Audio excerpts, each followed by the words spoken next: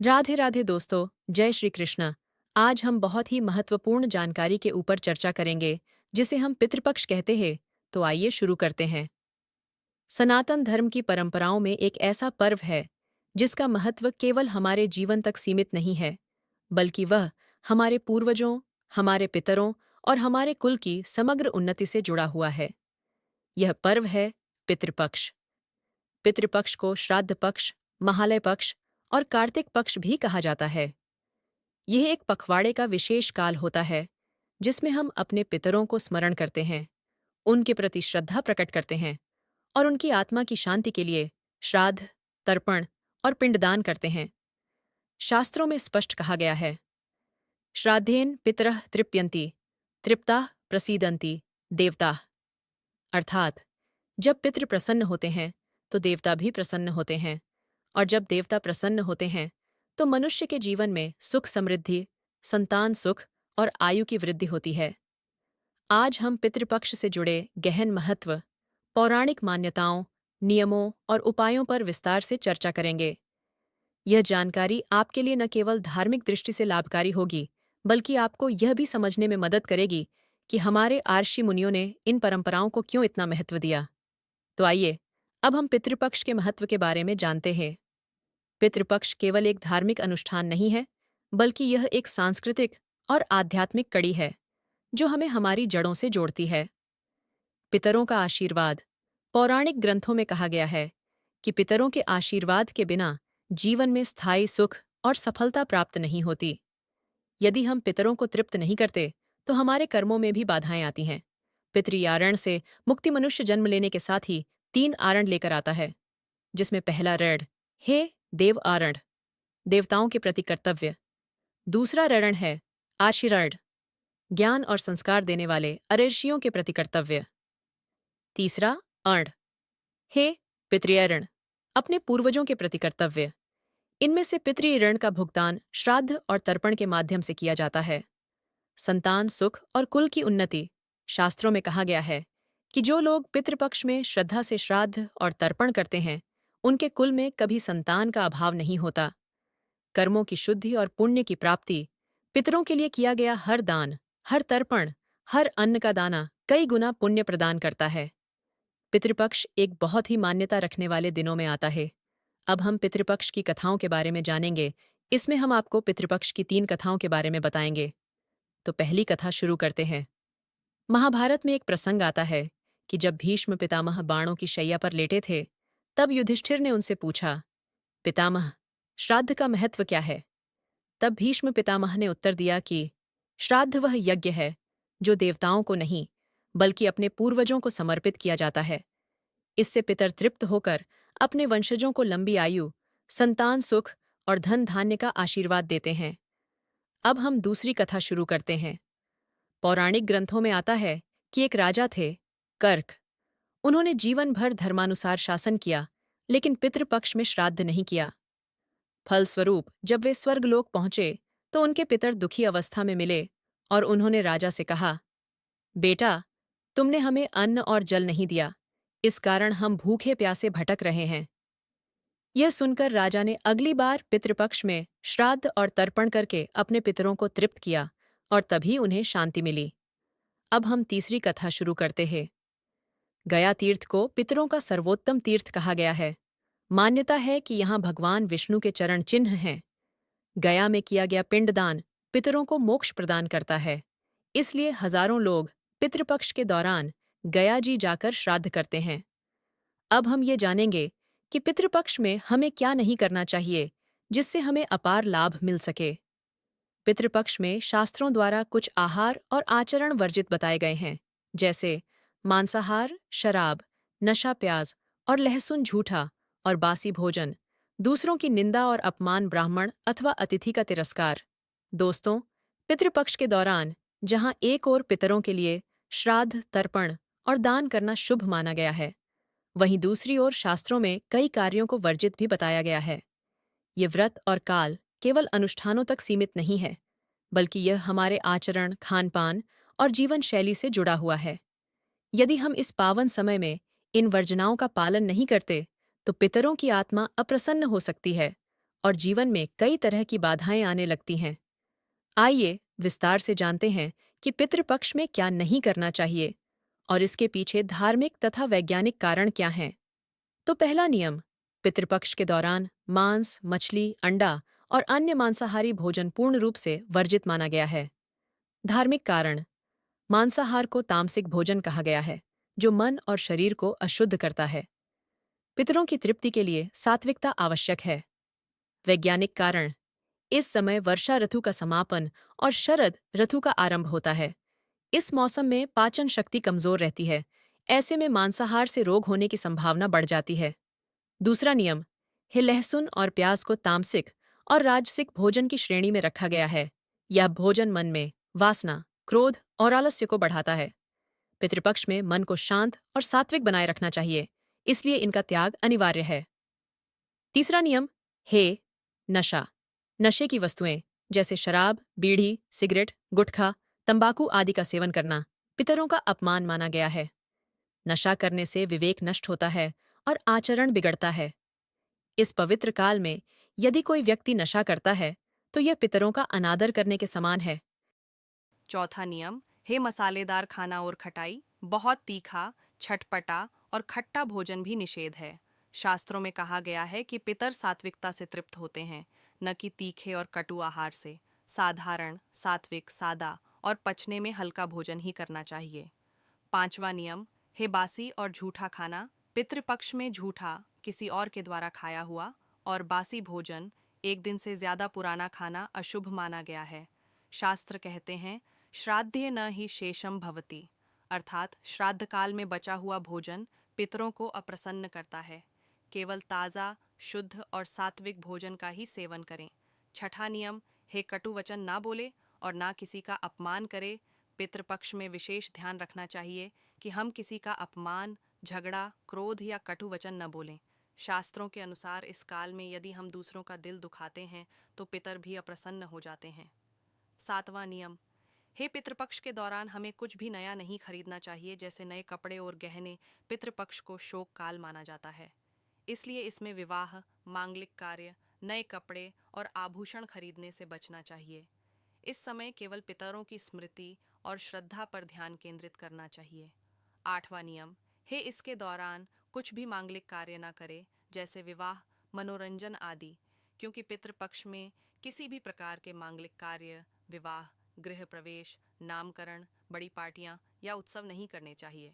यह समय श्रद्धा और स्मरण का है, न कि उल्लास का। नौवां नियम यह है कि घर को साफ रखे, गंदगी ना रखे। घर में गंदगी, कचरा या अशुद्ध वातावरण रखना पितरों के लिए अशुभ माना गया है।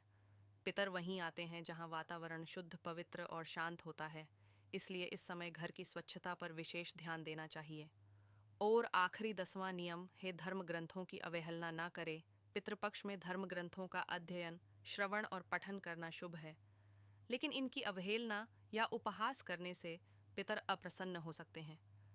हम आशा करते हैं आप इन नियमों का पालन करेंगे। तो दोस्तों, पितृपक्ष में हमें इन सभी बातों का विशेष ध्यान रखना चाहिए। मांसाहार, शराब, लहसुन, प्याज से दूर रहें। झूठा और बासी भोजन न खाएं। किसी का अपमान न करें, झगड़ा न करें। विवाह, उत्सव और नए वस्त्र आभूषण से बचें। घर और मन को शुद्ध रखें, क्योंकि ऐसा करने से ही हमारे पितर प्रसन्न होकर हमें अपना आशीर्वाद देते हैं।